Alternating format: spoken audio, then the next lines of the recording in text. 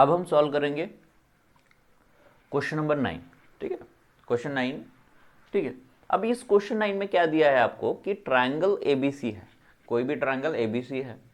अब कैसा ट्रायंगल रहेगा? राइट एंगल ट्रायंगल ही रहेगा। ठीक है, तो यहाँ पे मैं फर्स्ट अटेम्प्ट में क्या करता हूँ, ट्रायंगल बना देता हूँ राइट एंगल ट्रायंगल, जो कि इस टाइप का रहेगा। अब वहां पे क्या होता था, अब कुछ क्वेश्चंस पे क्या होता था, हम राइट एंगल ट्रायंगल कहीं पे भी लेते थे, किसी को भी ले सकते हैं, ए को, बी को, सी को। बट यहाँ पे वो नहीं होगा, यहाँ पे उसने दिया है कि right angle at B, right angle at B. इसका मतलब जो राइट एंगल 90 डिग्री होगा वो बी पे ही होगा। सही है। अब उसमें आपका कोई भी ये ले लेते हैं, इसको सी ले लेते हैं। ठीक है, अगर आपका एंगल सी रहेगा, एंगल सी रहेगा तो उसकी एडजेसेंट साइड होंगी सी बी या बी सी, और अपोजिट साइड हो जाएंगी ए बी। ठीक है, अगर आपका एंगल ए रहता है तो उसकी अपोजिट साइड होंगी बी सी, और एडजेसेंट साइड होंगी ए बी, और हाइपोटेनियस हमेशा हो जाएगा ए सी। हाइपोटेनियस हमेशा क्या होगा? ए सी, जो कि 90 के डिग्री के सामने वाला रहेगा। क्लियर है इतना? अब हम देखते हैं कि मैंने बोला कि क्वेश्चन का अप्रोच हम पहले तो सोचना चाहिए कि हमको क्वेश्चन का अप्रोच कैसे रहनी चाहिए। तो पहले तो हम देखते हैं कि हमको गिवन क्या है। चलो गिवन में लिखते हैं, तो हम सॉल्यूशन में लिखेंगे डायरेक्ट। ठीक है, सॉल्यूशन में हमको दिया है tan। क्या दिया है? tan। tan a दिया है, मतलब एंगल कौन सा हो जाएगा इसमें? tan a का a। ठीक है, इज इक्वल टू 1/√3, 1/√3। सही है। तो यहाँ पे स्टेप बाय स्टेप मैं बराबर हिसाब से समझा देता हूँ। tan a का फॉर्मूला है हमारे पास opposite side upon adjacent side, adjacent side. ठीक है, अब tan a है, मतलब एंगल कौन सा है? ये है, उसकी अपोजिट साइड BC, उसकी opposite side BC upon adjacent side AB, adjacent side AB। ठीक है, मैंने सिर्फ फॉर्मल लिखा, भाई अपोजिट ये जो दिया है हमको, ये साइड्स नहीं दी है, ये रेशो दिया है। इसका मतलब BC कितना हो जाएगा? 1x, कांस्टेंट लिया हमने x, क्या लिया? कांस्टेंट x लिया। और तुम्हारा जो 3 हो जाएगा, ये भी हो जाएगा, वो क्या हो जाएगा? √3x, √3x। तो इसमें वैल्यू पुट कर देता हूँ, ये हो गया 1x और ये हो जाएगा √3x, √3x। इतना तो क्लियर होगा। अगर हमको AC निकालना है यहाँ पे, तो हम डायरेक्ट पाइथागोरस थ्योरम लगाएंगे, AC square is equal to BC square plus AB square. ठीक है, तो यहाँ पे पहले तो हम ए बी निकाल लेते क्योंकि हमको ज़रूरत लगेगी इस फार्मूलों में। ठीक है, therefore for A C by Pythagoras theorem, Pythagoras theorem, तो क्या हो जाएगा आपका? AC square is equal to क्या हो जाएगा? BC square plus AB square, BC square plus AB square. तो यहाँ पे देखो BC square plus AB square, AB square. ठीक है, मैंने पाइथागोरस के बारे में बता दिया था कि भाई अगर आपको पाइथागोरस थ्योरम निकालना है, लगाना है, तो हाइपोटेनियस का स्क्वायर इज इक्वल टू बाकी जो बचे हुए साइड्स के स्क्वायर की एडिशन। ठीक है, तो यही यहाँ पे मैंने किया। BC मेरे पास है 1x, तो 1x का होल स्क्वायर, 1x का होल स्क्वायर प्लस AB क्या है मेरे पास? √3x। क्या है? √3x का होल स्क्वायर। चलो इसका स्क्वायर करता हूँ, 1x का स्क्वायर हो जाएगा एक्स स्क्वायर, वही होता है। तो 1 लिखते नहीं, हम डायरेक्ट लिख लेते हैं, प्लस 1x स्क्वायर, और इसका हो जाएगा √3 का स्क्वायर 3, और x का स्क्वायर x स्क्वायर बराबर। तो दोनों का मिला के 1x square plus 3x square हो जाएगा 4x स्क्वायर। तो AC स्क्वायर कितना आया आपका? 4x square. AC स्क्वायर आया 4x स्क्वायर। तो AC अगर लेना है हमको, AC लेना है तो अंडर रूट करना पड़ेगा 4x स्क्वायर का। सही है, तो 4 का जो रूट है वो क्या रहेगा? ये रहेगा 2। 4 का रूट होगा 2 और x स्क्वायर का रूट होगा x। तो AC आ गई आपकी 2x, AC आ गई आपकी 2x। तो यहाँ पे लिख लेता हूँ मैं 2x, लिख लेता हूँ 2x। क्लियर है? सही है। अब सिंपल सी बातें हैं, साइन और कॉस, यहाँ पे sign C, cos sine A, cos A, sign सी, ये सारी चीज़ें लग रही है।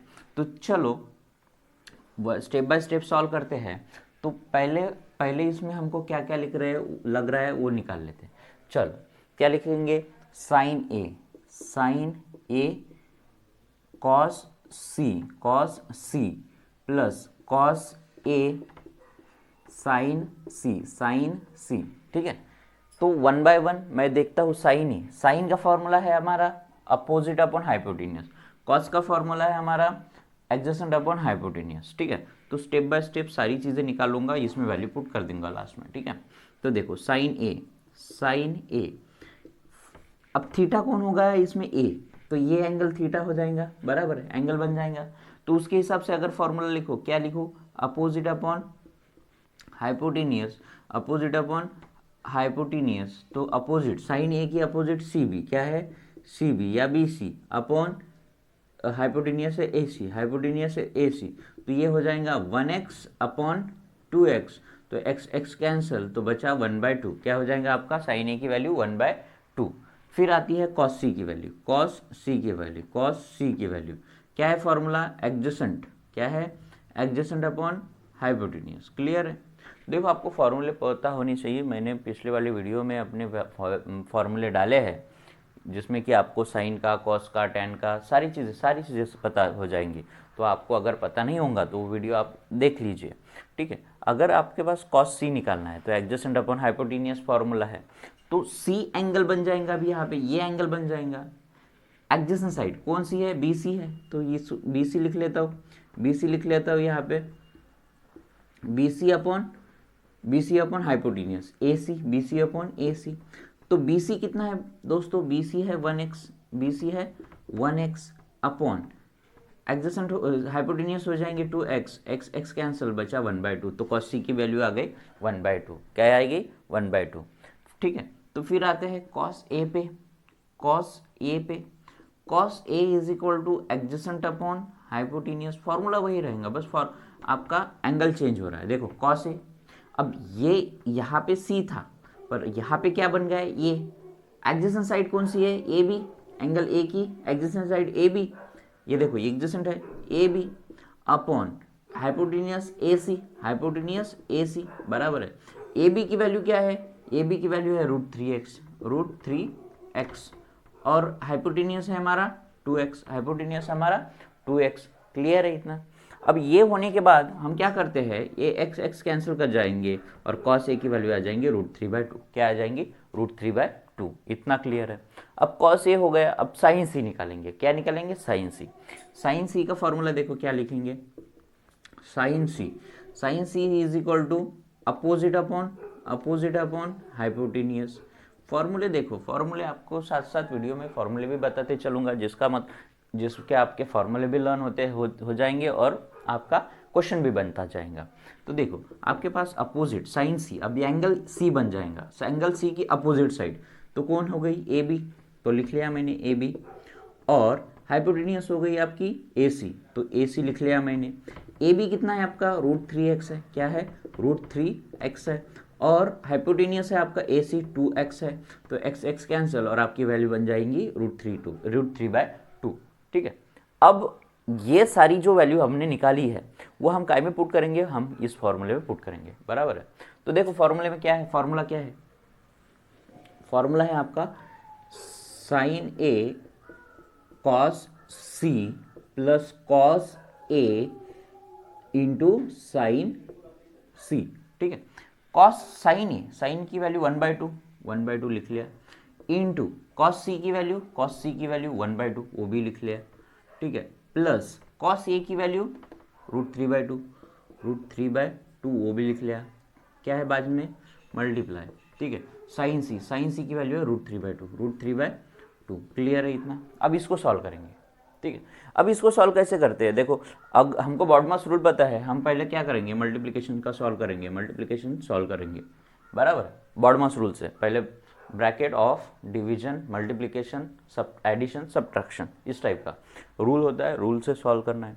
अब ये देखो डायरेक्ट मल्टीप्लाई हो जाएगा 1 × 1 और 2 × 2, इसका डायरेक्ट मल्टीप्लिकेशन और नीचू का डायरेक्ट मल्टीप्लिकेशन, तो 1 × 1 हो जाएगा आपका 1 और 2 × 2 हो जाएगा आपका 4, प्लस अब यहाँ पे क्या हो जाएगा √3 × √3 3, √3 × √3 क्या होता है 3 होता है, जैसे कि देखो √3 अगर है इंटू √3 अगर कर रहे हैं, किसी भी सेम नंबर का रूट कर रहे हैं तो वही नंबर आता है आंसर।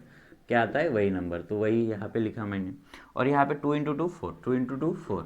अब यहाँ पे सॉल्व जब करते हैं हम, तो यहाँ पे ये सॉल्व अगर करेंगे तो यहाँ पे आपका क्या आ जाएगा, नीचे का डिवीजन डिनोमिनेटर सेम है, डिनोमिनेटर सेम है तो हमने लिख लिया 4 और ऊपर की एडिशन, ऊपर की एडिशन। तो आपका क्या आ जाएगा 4/4। तो 4/4 is equal to 1, 4/4 is equal to 1। This is the answer for this equation, for this question, for this question. ठीक है, तो this is all about the first question. अब अपन सेकंड पे जाएंगे। ठीक है, अब अपन सेकंड पे जाएंगे। चलो, तो अब हमारा सॉल्व करना है आपको ये वाली चीज, cos A cos C minus cos A cos C, sine C, sine या साइन C। ठीक है, तो मैं यहाँ पे क्या करता हूँ, यहाँ पे मेरे पास जगह नहीं है तो मैं ये पाइथागोरस वाली टर्म हटा देता हूँ। ठीक है, देखो आराम से, देखो आराम से सॉल्व करते जाओ क्वेश्चन। क्वेश्चन शांत दिमाग से अगर क्वेश्चन सॉल्व होता है तो अच्छे से होता है, अदरवाइज क्वेश्चन में क्या प्रॉब्लम आती है, हमारी सिली मिस्टेक्स होती है। ठीक है, तो हमको सिली मिस्टेक नहीं करनी है और अच्छे से लिखना है। चलो क्वेश्चन मैं लिख लेता हूँ, cos A cos C minus sine A sine C। Clear है? तो हम देखते हैं कि हमने ये वैल्यू निकाल ली क्या। चलो, साई cos A की है क्या यहाँ पे? हाँ है, √3/2। cos C की है क्या? cos C, हाँ cos C की है 1/2। चलो, माइनस साइन A है क्या? हाँ साइन A भी है 1/2। साइन C है क्या? हाँ साइन C भी है √3/2। मतलब अपना काम बन गया है, ऑलरेडी हमारा काम बना दिया है हमने। हमने को सिर्फ वैल्यू पुट करके उसको आंसर निकालनी है। देखो अभी मैं क्या करता हूँ, cos A की वैल्यू √3/2, चलो √3/2 डाल दिया, इंटू साइन C की वैल्यू, साइन C की वैल्यू √3/2, चलो cos C की वैल्यू निकालना है। ठीक है, cos C है हमारी 1/2 माइनस साइन A क्या है, साइन A है अपन 1/2 इंटू साइन C हमारा, देखो यहाँ पे साइन C है √3/2। चलो, तो मैंने क्या बोला, मैंने यही बोला था कि आपको क्या करना है, पहले मल्टीप्लिकेशन की टर्म को मल्टीप्लाई कर देना है, नीचे का नीचे का, ऊपर का ऊपर का। तो हमने लिख लिया। यहाँ पे देखो मैं क्या करता हूँ, √3 इंटू 1 √3 हो जाएगा, 2 इंटू 2 4 हो जाएगा। ठीक है, माइनस इधर देखो 1 इंटू √3 और डिनोमिनेटर में क्या 2 इंटू 2 4। ठीक है, सही है, क्लियर है? अच्छा, क्लियर भी होगा। देखो डिनोमिनेटर सेम है, डिनोमिनेटर सेम है, तो अगर डिनोमिनेटर सेम है तो मैंने लिख लिया डिनोमिनेटर, फिर ऊपर का minus √3 minus √3 minus √3 same term 0 हो जाएगा, 0/4 तो उसका आंसर आ जाएगा 0। तो 0 is the answer for this term, 0 is the answer for this term, 0 is the answer for this term. So this is all about the question number 9 of triangle ABC, question number 9 of exercise 8.1.